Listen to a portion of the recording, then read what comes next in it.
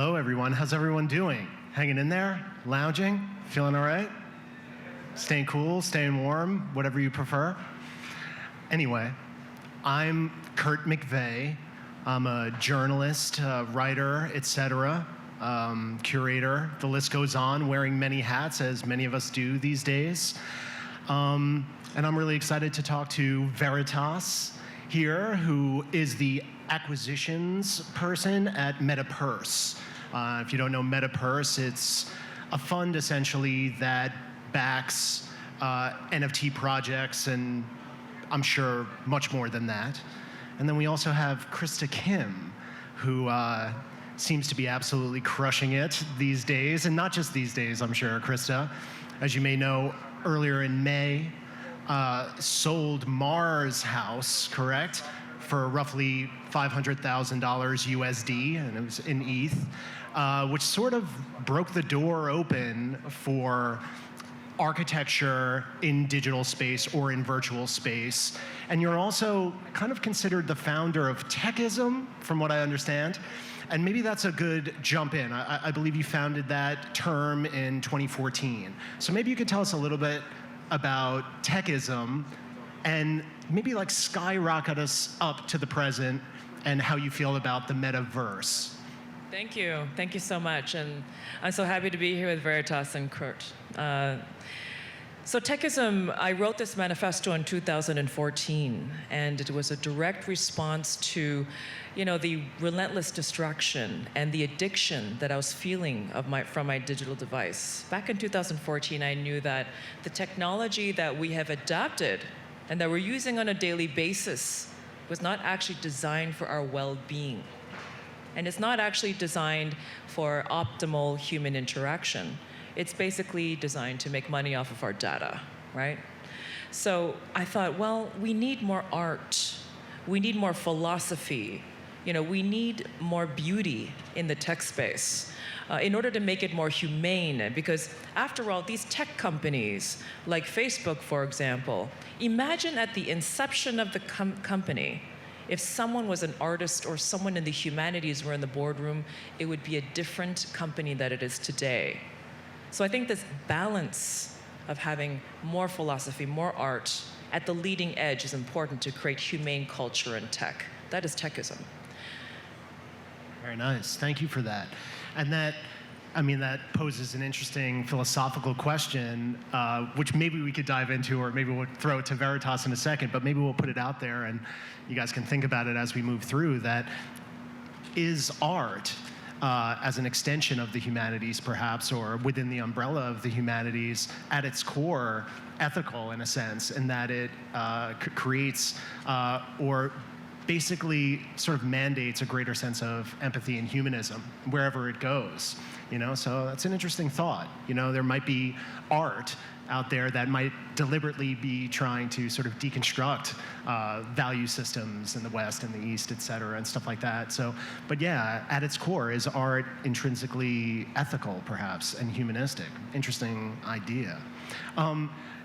Veritas, tell us a little bit about how you came to be the acquisitions person at Metapurse, and also perhaps if you want to tell us a little bit about your personal journey up to that point.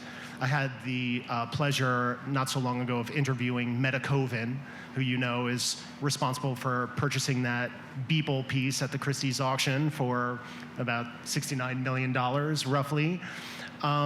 So I've had a little time to kind of learn about Metapurse and certainly get to know Meta Coven a little bit. And what I found is his group is extremely close, sort of borderline family, and maybe those friendships go back quite a while. So tell us a little bit about how you came into Metapurse. Yeah, so I've known Meta Coven for many years, from his days in Ottawa, I would say 2013, and we'd stayed in touch from then going onwards. Back in the day, it was Bitcoin, Ethereum, it was very tech-focused, and I couldn't fully wrap my head around this. My regret is I didn't buy in when he did back in the day. But when NFTs really started to come out, I realized that this art had the ability to bridge together groups from around the world and bring a new type of social consciousness that the internet at that time was not delivering, which is why I like this idea of Techism, because there's a lot of academics that have written about the fact that social media is detrimental to mental health, the way we see our body image or our self-image, the way media portrays people. For example, I'm a person of color. I come from a land of being a minority. I'm still a minority. I didn't see myself in the internet as it was. But through NFTs, I was able to create relationships with artists from around the world. And when I spoke to Metakoven about this kind of thing, he said, all right, let's come on board and really talk about how we can create an institution to bring artists together. And how we were going to create this institution at the time, we didn't know. And I kind of fell into the role, and it just started with acquisitions of art and artists such as David Bianchi, Dinah Sinclair, who at the time were not into NFTs. They were just testing the waters. So in a minute, we'll go a little bit more in depth in terms of what you're looking for now in artists and potential collaborations. But I thought a way to open it up further, and we'll throw it back to Krista, especially after giving us the Techism definition, is what does metaverse mean to you? Because one thing I've been picking up on as I've been moving through this space and the larger NFT space, and perhaps we'll talk a little bit about how we're talking about space in a new, highly conscious way, perhaps more so than just 12 months ago or 18 months ago. The way we consider space, I think, is indicative of an evolutionary leap, perhaps. So think about that. But anyway, as I've been moving through, I'm finding that the definition of metaverse, what that is exactly, or where that is, or how it is, varies slightly depending on the party and the person or the organization or the perspective. So tell us what you think metaverse is, Krista, and then we'll throw it to Veritas. For me, I think that the metaverse is the greatest art project in human history. Wow. And it is the genesis of also the greatest creative renaissance in human history. Fully decentralized, interoperable. Decentralized means that everyone has a voice in building the metaverse. The metaverse is an extension of the universe itself. It is the digital version of the universe, which all of us need to collectively build together. It's not something that one company owns or one person can dictate what goes in the metaverse.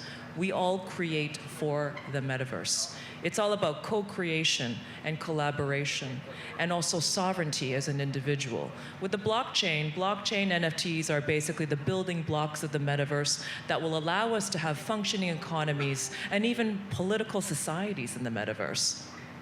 When I see the metaverse as an artist, I think that it is the greatest opportunity for us to transcend our real world. Transcend on a level of political divisions, social divisions, historical baggage. I think that we can all just be human to human and transcend all prejudices and all these problems that we see in the world. Leave them behind. We can be an avatar. We can live our highest ideals of who we want to be, who we want to identify with. Life imitates art. So in the metaverse, when you create for the metaverse, you want to show people what can be at the highest level of human consciousness, to uplift human consciousness, to actually have social engagement. They're going to have the greatest social experiments ever in human history of how we can relate to one another. How can we create political societies? What are the possibilities? What can we actually do, right, as people together to make a positive change for all of humanity? That is the possibility of the metaverse. We experiment, we collaborate, we co-create, and whatever works, we bring into the real world. This is going to transform how our societies exist, how they will be built, and the vision of the future of humanity. But there's one thing I want people to walk away with, is that decentralization versus centralization is the new Cold War. And right now, we are at the inception of the ideas of what decentralization is. NFTs are new. We are 0.1% of the population right now. So what I want is that people understand decentralization is human rights, the sovereign individual, which is democracy and free will. These values are in the decentralized camp. Centralization is about full control and hegemony, like colonialism. I think we need to really rethink how we want our future society to be in the metaverse. I don't want to live in a matrix where my children and their data is mined by someone, and intellectual property as an artist is owned by someone else. This is all going to go away. Decentralization is a force of nature in the universe, I believe, that's actually going to not only take over the decentralized finance aspect of our world, it will actually infiltrate our culture. We will become decentralized. We will become sovereign, empowered individuals, more power to the people on a trustless-based system. I think that's going to make the greatest evolution of human civilization. That was very rock and roll. I just got chills after that. Let's hear it. Krista, before we throw it to Veritas, I just want to say, as you're maneuvering around Miami this next week or the next few days, perhaps draw a comparison or discover dichotomies between the sort of meat space contemporary art world and conversations about institutionalization and hegemony and sort of reifying constructs feeding into centralized institutional space, and what we're seeing on the NFT side. And of course, there's a lot of carryover and bleed over, but I think right now in this moment, in this sort of early moment, so to speak, we have a very clear view on how we're attempting to sort of reconcile these binaries in this moment, and we can see it in how creators are bringing their creations into the world and the conversations around those. So keep an eye open on maneuvering through sort of traditional contemporary art fairs and moving through spaces like this, and actively be drawing comparisons about who is reifying institutions and who's looking to dissemble them. So let's hear a little bit from you. What is the metaverse to you? I mean, Veritas. so I echo a lot of what Krista mentioned. To understand the metaverse, we have to look at the IRL world. And it's not a fun place. There's a lot of haves and have-nots. There are people who don't feel tied in a socially binding manner. We feel different and we don't feel unified. And this idea of cultural hegemony is very important. And actually, decoloniality is a philosophy that drives a lot of what Metapurse does. And when I mention cultural hegemony, I mean that there are norms that have been established and created by elites, centralized groups. And these norms can be institutional norms, but they can be cultural norms. But we've been fooled to believe in this idea of false consciousness, which means that we can fix the existing system, we make changes at the margin, blah, blah, blah. But at the end of the day, we don't feel any different. We don't feel empowered. And at Metapurse, really, we were nobodies. I'm a brown guy from Canada. Metacoven and Troubadour came from a part of India where they're minorities. Outside, I was talking earlier, saying how people from my background were not seen as patrons of the arts. Even President Biden has joked that people of my skin color are good at running 7-Elevens. But look at us now. We're patrons of the arts. We are helping artists succeed in this space and really getting art from the decolonial world and bring it to the same level as someone like a Beeple. And if I can dive into this, historically, when we look at art from a place like Indonesia or Western Africa or wherever, we see it through the lens of anthropology. We see it as, let's study this indigenous culture's art, let's study what they're doing, but we haven't elevated it to the point where it's at the Guggenheim or it's somewhere that people look up to as high art. High art has always been defined by these elites and these institutions. And so the beauty with NFTs is that people from around the world, from different communities, socioeconomic backgrounds, can put their art out and bring this fresh, creative consciousness to the NFT space. And when I mean fresh creative consciousness, I mean that their background, their story, whatever that is. And that's the beauty of what the metaverse will be like. I was thinking about Mars House. I've been telling Krista I've really been diving into your larger oeuvre, if you will, and I think what we've recognized certainly over 2020 into 2021 is we all have hopefully become a bit more self-aware as it pertains to our identity, our political identity, our intersectional identity, and I've been seeing in a lot of panel discussions recently opening up with a very sort of like literal declaration of all the factors involved with your particular intersectional identity.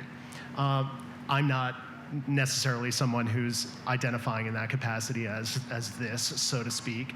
But what I'm interested in, as you're potentially maneuvering as a sort of humanoid avatar, potentially in a space like Mars House, this gorgeous digital home. And by the way, haven't you been called the digital Rothko? Did I hear that?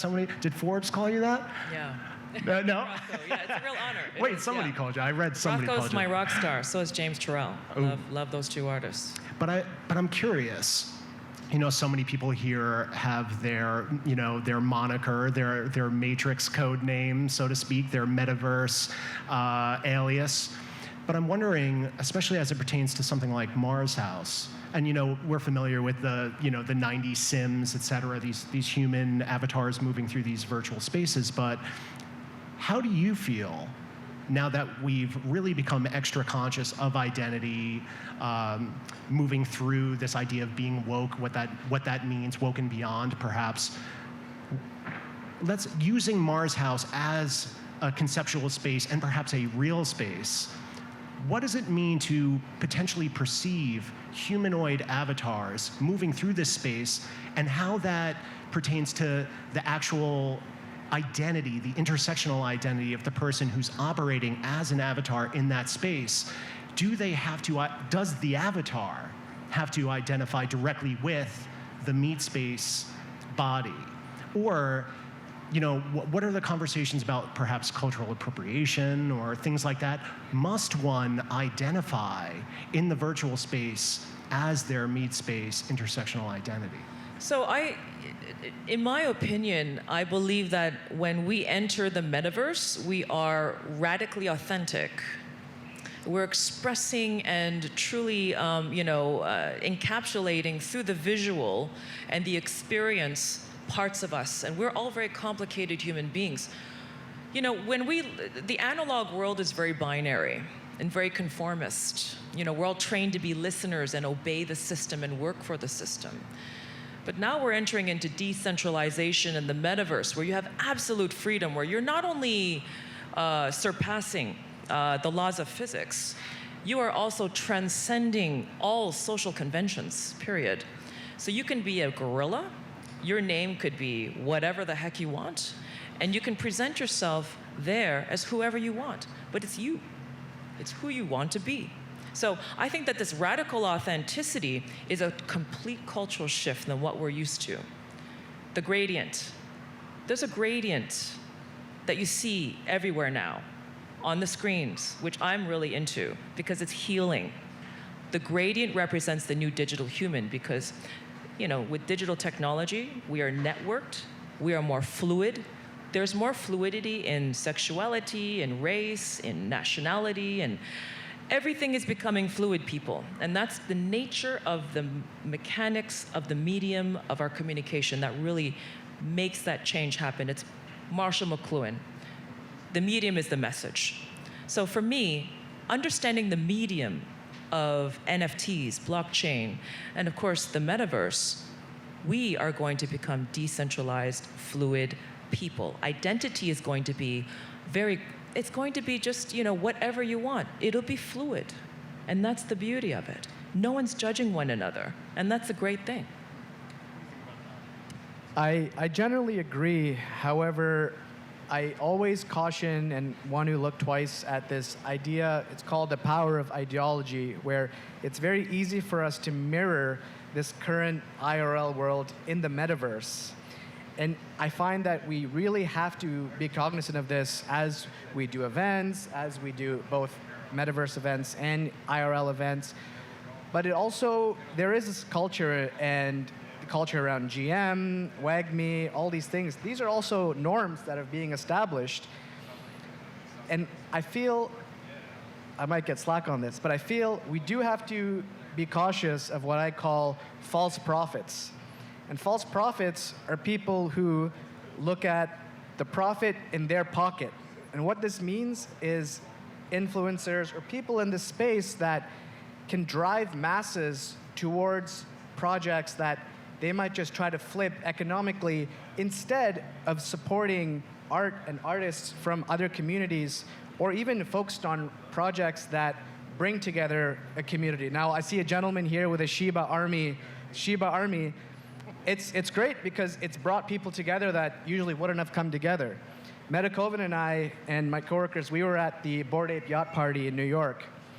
We met a young Tamil person from India, first time on a yacht. It was actually my first time on a yacht. First time being at an event. He came alone. Metakoven actually told me he saw himself in this individual, where he came alone, he didn't know anyone, but the fact that he found his tribe in this Bored Ape is really special. And it may not mean much for people that are born and raised in the Western world, but for someone who came from a country where you're limited immediately by where your parents were, or their parents' name, or where you're born, it was very powerful to see that this digital community brought someone, and he was able to experience this Bored Ape Yacht Party. Yeah, amazing. Actually, when I was interviewing Metakoven the day before he opened up Dreamverse at Terminal 5 on the west side of Manhattan, he had confided in me that he had never stepped foot in a museum before, in an actual brick and mortar institutional encyclopedic art space. However, I did find out after the fact that he may have crossed the threshold of the Van Gogh Museum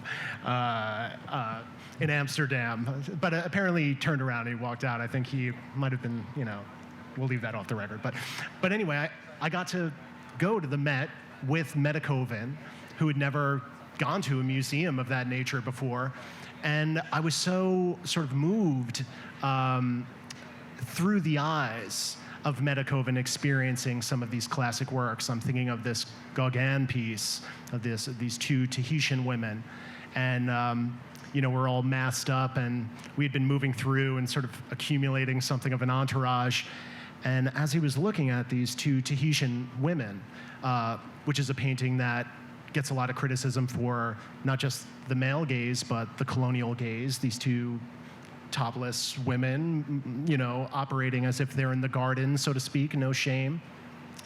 I was looking at Metakoven, and his eyes were kind of watering up, tearing up a little bit, and I said, "What's going on there?" And he said, back in India, I was in love with this woman, and there were all these social, political, sort of class barriers between us and me sort of approaching this woman. And to this day, I think about her, and one of the women in this painting reminded him of this woman. And I saw him on the verge of tears. I didn't want to push him over the edge, but I found myself, somebody who'd seen this painting so many times, sort of reinvigorated by this painting. This painting had taken on this really sort of beautiful new context for me.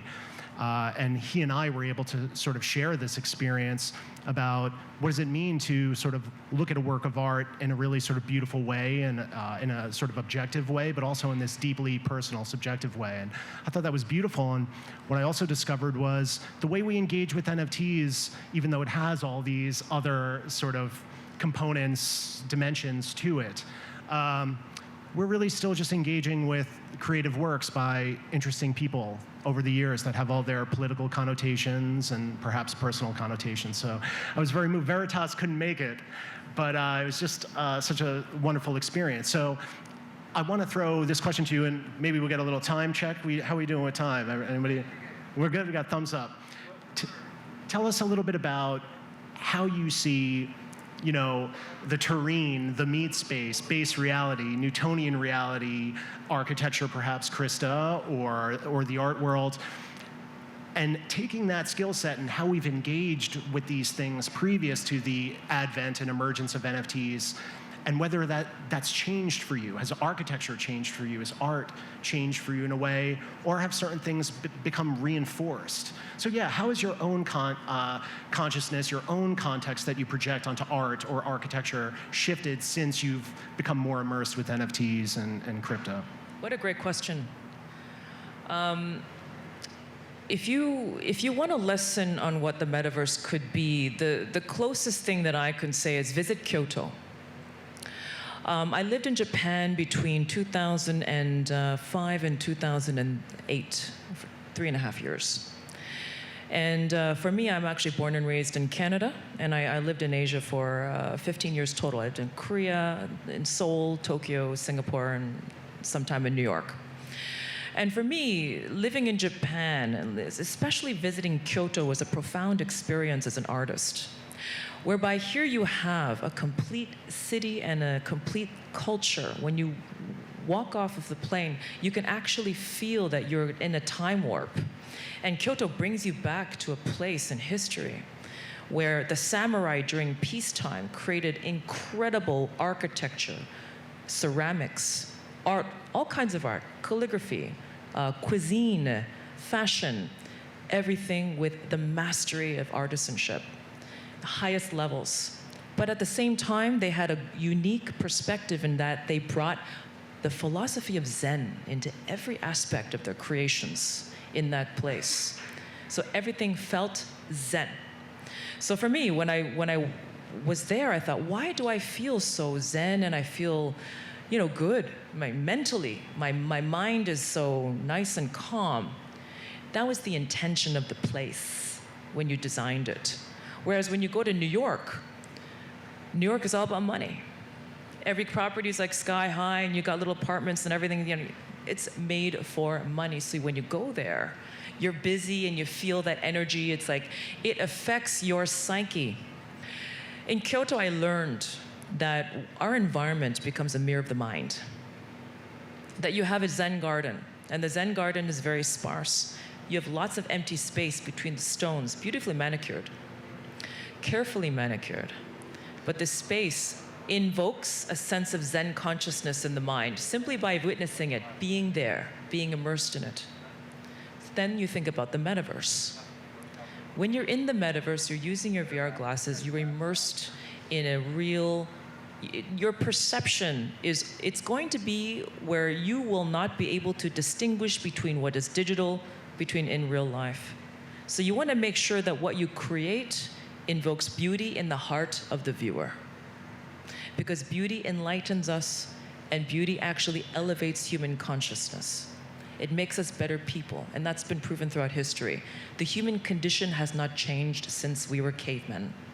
We are still the same human beings in Greek mythology.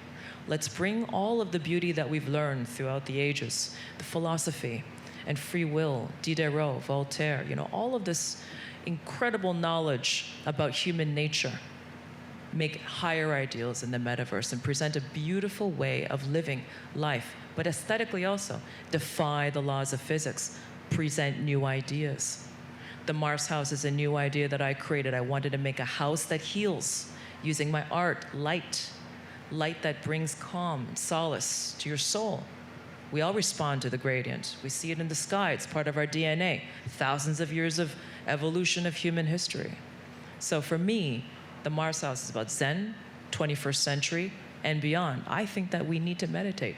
Meditation is going to save us from the machine, and art is going to save us from ourselves. I truly believe this. So I'm bringing those ideas into the metaverse. I don't know what other artists are going to do, but I hope that what they do has an intention of bringing beauty into the hearts of humankind. And Krista just drops bombs. Dropping bombs.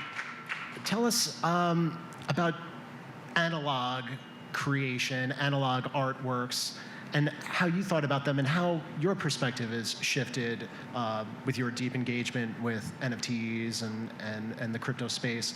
Have you experienced some shifts or carried over some things into this space similar to Krista here?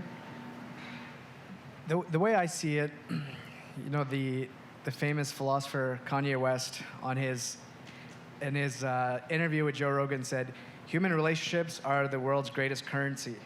And I truly believe that. When I started in this space, we knew we were going for that big Beeple piece, so I wasn't going to go and try to beat that in any way.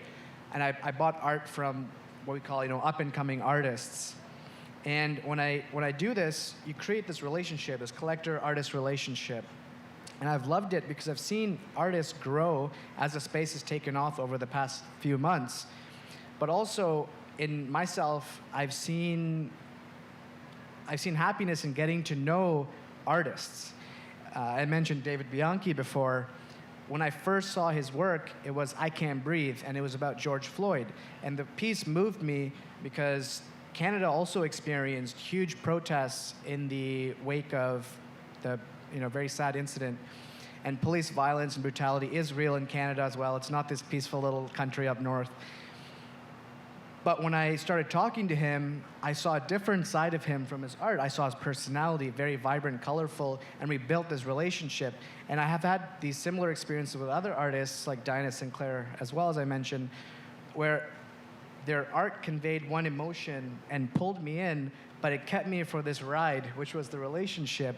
And I love buying art from these up-and-coming artists, and when I buy something on Foundation or whatever platform, I'll get a DM. Some of them are here in Miami now. They'll message me. I say, yeah, let's meet up, because that's the beauty. It's still creating these relationships as humans are social beings. The metaverse, as you mentioned, is an extension of the universe, and when we come together in a place like Miami, we can continue building on this when you meet IRL. Yeah, in fact, the subtitle for my Metacoven piece, the interview I did with him was a quote I pulled from him. I pulled from the piece itself, which is, he told me, yeah, in the process of constructing the Dreamverse, this is Metacoven speaking, you know what I keep hearing from people is, I feel like I already know you. I feel like I already know you. So I think, and maybe this could be a good question to perhaps sort of wrap it up on, is the idea of really nurturing your physical body and perhaps success with NFTs, success in the metaverse, financial success, and unburdening yourself with the anxieties that come with a sort of financial fragility, so to speak, that perhaps you can sort of bolster and buoy yourself as a living organism via the NFT space. But I think, I've heard a lot of talk about, is it going to be Ready Player One? Is it going to be, The Matrix? Is it going to be this? Is it going to be that? So wrapping it up, and I think, being quick, how do we both nurture our sort of digital selves and simultaneously really make sure that we take care of our physical bodies as well, and that includes our psychology, it includes perhaps our own definition of spirituality, perhaps. So yeah, how do we make sure that we're constantly taking care of both? What are your thoughts on that? Well, for me, I think that, the XR lifestyle, the metaverse lifestyle that we're entering into, I don't believe that we should completely let go of the in real life. And I don't think that it should be a mechanism of addiction where people are there and they're gaming and, it's a negative experience. I think that what the metaverse should be is an enhancement of our real life. That's something that's an extension of our real life that we can bring back into in real life. Like, for example, travel, education. Imagine education for young children where they can travel around the world and meet friends from all over the world. It's about connecting to communities in the metaverse, which you meet in real life and share common experiences. And you can actually build a better world together. Consciousness is powerful. Human consciousness in the metaverse, creating friendships and relationships, as Veritas has spoken of, is real. We transcend even through digital. We can actually connect as human beings. And I think the real thing is that we need to do in real life gatherings, community building, have a balance, but actually present ideas that actually give people the option, give people the opportunity to meet in real life. I think that's important. Thanks, Krista. And what do you think, Veritas, to wrap it up? How do we take care of this physical body, this physical vessel, and simultaneously nurture our digital avatars going forward? Look, I'm very pragmatic. I believe it's important to exercise, eat well, meditate. I do these things. I'll be lying if I said I do it consistently. However, being in this space, putting together Dreamverse, it was tough. I fell off the wagon in terms of yoga. I didn't meditate every morning. My wife was saying I'm going crazy. But you need people to support you in life and say, hey, it's important to take care of your body, do these things.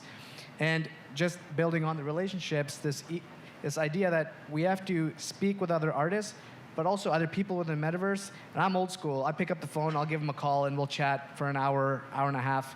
I still think that's a great way of building relationships. All right, guys, thank you so much. Krista Kim, Veritas.